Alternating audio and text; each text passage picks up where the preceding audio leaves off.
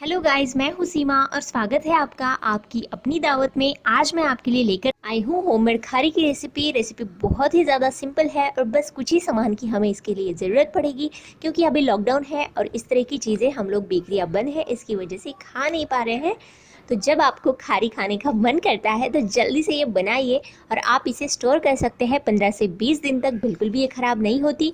आप लोग यहाँ पर देख सकते हैं, इस खारी को देखकर कोई भी कह नहीं सकता ये खारी हमने घर पर बनाई है। जी हाँ, खारी बनाना बहुत ही आसान है। इसे एक बार मैं आपको तोड़कर भी दिखाती हूँ कि ये कितनी बढ़िया खारी हमारी घर पर बनकर तैयार हुई है। देख सकते हैं, इसकी आवाज़ सुनकर ही आपको पता चल रहा होगा कि ये कितनी क्रिस्पी और फ्लेकी बनी है। तो चलिए रेसिपी जल्दी से शुरू करते हैं। और हमेशा की तरह अगर आपको मेरा आज का वीडियो और मेरे सारे टिप्स अगर अच्छे लगते हैं, पसंद आते हैं, तो प्लीज़ इसे लाइक, कमेंट, शेयर एंड दावत चैनल को सब्सक्राइब करना ना भूलें। तो सबसे पहले खारी बनाने के लिए मैंने यहाँ पर एक कटोरी में ले लिया है 4 से 5 चम्मच घी। वनस्पति घी मैंने यहाँ पर लिया है। चाहे तो आप यहाँ पर जो देसी घी, घर का बना हुआ घी या बटर भी इस्तेमाल कर सकते हैं। और इसके बाद एक मैंने डब्बा ले लिया है, उसमें मैंने डाल दिया है 1 गिलास फ्रिज का पानी, ठंडा चिल्ड वाटर आपको यहाँ पर यूज़ करना है। नीचे एक बर्तन में डाल दिया है, इसके ऊपर हमें रखनी है दूसरी कटोरी और उसमें डालना है 4 चम्मच घी, वनस्पति घी। और इस घी में हम लोग डाल देंगे यहाँ पर 1 चम्मच मैदा। चाहे तो आप मैदे की जगह पर कॉर्नफ्लोर भी डाल सकते हैं।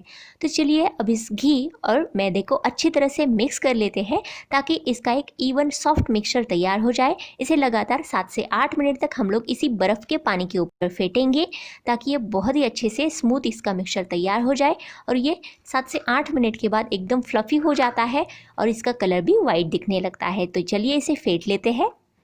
तो मैंने इसे लगातार 7 से 8 मिनट तक फेंट लिया है। देख सकते हैं इसका कलर भी थोड़ा सा चेंज हुआ है, वाइट दिखने लगा है और हल्का सा एकदम ये दिखने लगा है। जैसे हम लोग केक के लिए व्हिपिंग क्रीम बनाते हैं, केक सजाने वाली क्रीम जो होती है, उसी तरह का इसका टेक्सचर लगता है। देख सकते हैं बिल्कुल भी नीचे गिर नहीं रहा है, इसका मतलब ही ये एकदम परफेक्टली तैयार है।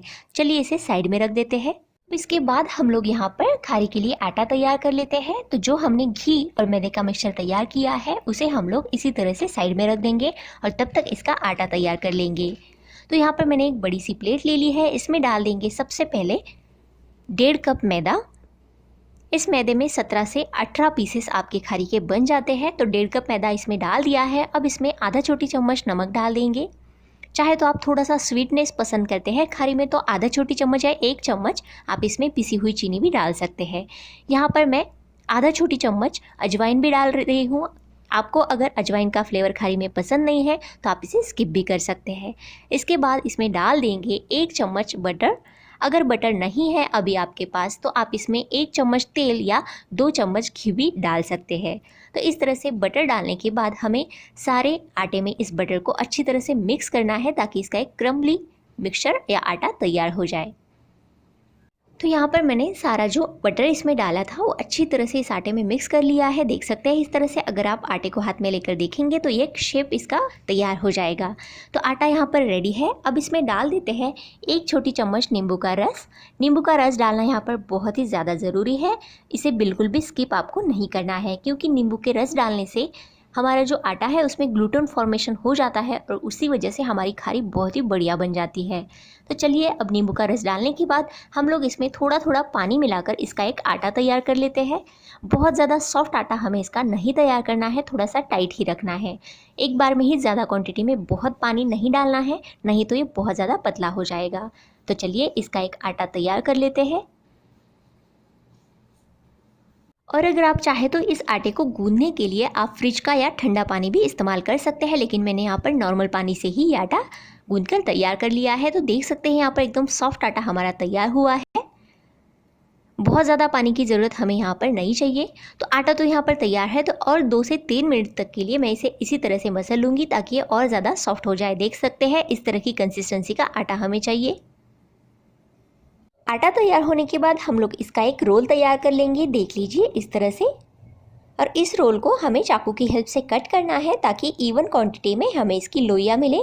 तो यहाँ पर मैंने करीबन 6 लोइयाँ तैयार कर ली है। अगर आप चाहे तो थोड़ी सी कम या ज़्यादा भी तैयार कर सकते हैं। तो इसकी वजह से हमारी जो रोटियाँ बनेंगी वो एक साइज़ की बनेंगी। अब यहाँ पर ये 6 बॉल्स या लोइयाँ हमारी बनकर तैयार है। तो सबसे पहले इन्हें हम लोग बेल लेते हैं। एकदम पतली सी रोटियां हमें यहाँ पर बेल लेनी है। जैसे हम लोग पापड़ बनाते हैं सेम उसी तरह से पतली सी, जितनी आप पतली रोटियां यहाँ पर बेलोगे उतनी ही आपकी जो खारी है अंदर से फ्लेकी बनेगी और उसके लेयर्स भी बहुत ही अच्छे आएंगे। तो चलिए, ये जो 6 बॉल्स हैं, यहाँ पर 6 लोइयाँ हैं, उन सारी की मैं रोटियां इसी तरह से बेल लेती हूँ। तो देख लीजिए, इस तरह की मोटाई मैंने इसकी रखी है। बहुत ज़्यादा मोटी या पतली आप बना सकते हैं, लेकिन बहुत ज़्यादा मोटी आपको नहीं रखनी है। तो इस प्लेट में इसे डाल देते हैं। थोड़ा सा नीचे सूखा मैदा भी डाल देंगे ताकि ये नीचे प्लेट में चिपके ना। और 6 के 6 रोटियां मैं इसी तरह से बनाकर तैयार कर लेती हूँ। तो देख लीजिए, यहाँ पर 6 की 6 रोटियां मैंने बेलकर तैयार कर ली है। अब इसके बाद हमें क्या करना है, एकदम पतली सी रोटियां तो बनकर तैयार है। इसके बाद हमने जो पहले ही घी और मैदे का मिक्सचर फेंट कर तैयार कर लिया है, उसे इसके ऊपर लगाना है। लेकिन ध्यान इस बात का रखना है कि बहुत ज़्यादा क्वांटिटी में भी हमें इस घी को इस रोटियों के ऊपर नहीं लगाना है। बस थोड़ा सा ही लगाना है, लेकिन एकदम पतली सी परत इस घी की इस रोटियों के ऊपर लगनी चाहिए। इवनली इसे आपको लगाना है, क्योंकि कई बार लोग क्या कर देते हैं, बहुत ज़्यादा क्वांटिटी में ये घी का मिक्सचर इसके ऊपर लगा देते हैं। तो उसकी वजह से क्या होता है, जब हम लोग फिर से इसे एक बार बेलेंगे तो अंदर का घी बाहर आने का भी डर रहता है। तो इसकी वजह से बहुत ज़्यादा क्वांटिटी में नहीं लगाना है, बस थोड़ा सा ही, लेकिन अच्छी तरीके से लगाना है। इसके बाद घी लगाने के बाद थोड़ा सा सूखा मैदा इसके ऊपर लगा देंगे और बस दूसरी रोटी भी इसके ऊपर रख देंगे। फिर से आपको वही प्रोसेस रिपीट करना है। फिर उसके बाद आपको घी लगाना है, ऊपर से सूखा मैदा छिड़कना है, फिर से तीसरी रोटी। इस तरह से आपको यह प्रोसेस तब तक रिपीट करना है जब तक कि आपकी रोटियां ख़त्म ना हो। तो यहाँ पर मैं 6 की 6 रोटियां इसी तरह से लगाकर एक इसका टाइट या मोटी सी एक रोटी बनाकर तैयार कर लेती हूँ। इस तरह से इसके ऊपर हर बार मैदा और ये मैदे का मिक्सचर हमें लगाना है, ऊपर से सूखा मैदा छिड़कना है, ये बिल्कुल भी भूलना नहीं है। देख सकते हैं 6 की 6 रोटियां हमने एक के ऊपर एक इस तरह से रख दी है। लास्ट रोटी के ऊपर भी इस तरह से घी लगा देते हैं, सूखा मैदा भी छिड़क देते हैं। देख सकते हैं कितने सारे लेयर्स इसके बन गए हैं। तो अब हमें इसे फोल्ड करना है इस तरह से, जैसे कि हम लोग एक किताब या बुक को फोल्ड करते हैं ना, सेम उसी तरह से। देख सकते हैं आधा हिस्सा मैंने अपोजिट साइड को फोल्ड कर लिया है और दूसरा हिस्सा भी इसके ऊपर हमें फोल्ड करना है, इस तरह से मोड़ देना है। देख सकते हैं बहुत ही आसान है, आराम से आप एक बार देखिएगा। इसके बाद फिर से ऊपर थोड़ा सा घी का मिक्सचर लगाएंगे और फिर से थोड़ा सा सूखा मैदा। इससे क्या हो जाएगा, जितने आप ज़्यादा इसे फोल्ड करते जाओगे उतने ही आपकी जो खारी के लेयर्स है वो बढ़ते जाएंगे। तो और ये दूसरा हिस्सा भी इसके ऊपर देख सकते हैं बहुत सारी लेयर्स इसके अंदर बन चुकी है। अब इसे बंद करना है हमें अच्छी तरह से, बिल्कुल बहुत ज़्यादा प्रेशर इसके ऊपर नहीं लगाना है। अब ये थोड़ा सा सॉफ्ट आटा हमारा तैयार हुआ है। अब हमें इसे रखना है फ्रिज में 15 से 20 मिनट के लिए, क्योंकि फ्रिज में रखने से ये थोड़ा सा आटा टाइट हो जाएगा, थोड़ा सा सेट हो जाएगा। तो इसे आप चाहे तो किसी भी तरह की प्लास्टिक के कवर में भी रख सकते हैं या जिपलॉक बैग में भी रख सकते हैं। लेकिन मैंने यहाँ पर लिया है प्लास्टिक का डब्बा, उसमें थोड़ा सा सूखा मैदा डालकर इसके ऊपर ढक्कन लगाकर हम इसे 15 से 20 मिनट तक फ्रिज में रख देंगे। जब तक हमारा खारी का आटा फ्रिज में सेट हो जाता है तब तक हम लोग क्या करेंगे, यहाँ पर तवा रख देंगे गैस के ऊपर। तो मैंने यहाँ पर एक पुराना तवा गैस के ऊपर रख दिया है प्रीहीट होने के लिए, क्योंकि आज हम लोग ये खारी तवे के ऊपर बनाएंगे। चाहे तो आप कुकर या कढ़ाई में भी ये प्रोसेस कर सकते हैं। तो लो टू मीडियम फ्लेम पर इस तरह से नमक डालकर आपको ये तवा प्रीहीट करना है।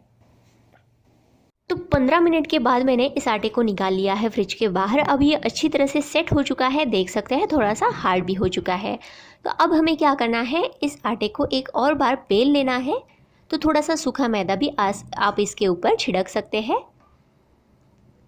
तो ये हमारी पफ पेस्ट्री शीट्स यहाँ पर तैयार हो जाती है। चाहे तो आप इसे फ्रिज में स्टोर कर सकते हैं और जब चाहे खारी बना सकते हैं। तो इस तरह को आपको या इस वीडियो में 2 तरह की रेसिपीज़ मिल गई है, एक तो खारी की और ये पेस्ट्री शीट्स की। तो ये पेस्ट्री शीट्स मार्केट में बहुत ही आसानी से मिल जाती है। इस तरह से इसकी मोटाई मैंने रखी है, बहुत ज़्यादा पतला इसे नहीं बेलना है, स्क्वायर शेप में ही हमने इसे बेल लिया है। अब इसे और थोड़ा सा फिनिश्ड लुक देने के लिए मैंने इसके जो साइड्स है उसे कट कर लिया है इस तरह से, ताकि ये दिखने में और भी ज़्यादा खूबसूरत लगे। तो चलिए इस तरह से कट करने के बाद आपको फिर से एक बार इसे बेलना है और आपको जिस भी शेप की खारी पसंद है उस शेप में आप इसे कट कर सकते हैं। तो मैं यहाँ पर स्क्वायर या थोड़े से रेक्टेंगल शेप में इसे कट कर लूँगी। ये बहुत ही आसान है, बहुत ज़्यादा लेकिन आपको इसे पतला नहीं बेलना है क्योंकि अंदर के लेयर्स हैं वो एक दूसरे में चिपक सकते हैं। तो हल्का सा ही आपको इसे बेलना है। तो देख सकते हैं यहाँ पर इस तरह से मैंने इसकी मोटाई रखी है और ये खारी अभी बेक करने के लिए बिल्कुल रेडी है। तो इसे रखने के लिए आप चाहे तो किसी भी ट्रे का इस्तेमाल कर सकते हैं। मैंने यहाँ पर ले ली है एक स्टील की थाली, इसके ऊपर डाल देंगे 1 छोटी चम्मच तेल और इसे थोड़ा सा तेल से ग्रीस कर लेंगे ताकि हमारी जो खारी है वो नीचे। और अगर आप चाहे तो इस प्लेट के ऊपर एक बटर पेपर की शीट भी लगा सकते हैं, नहीं तो एल्यूमिनियम फॉइल पेपर भी लगा सकते हैं।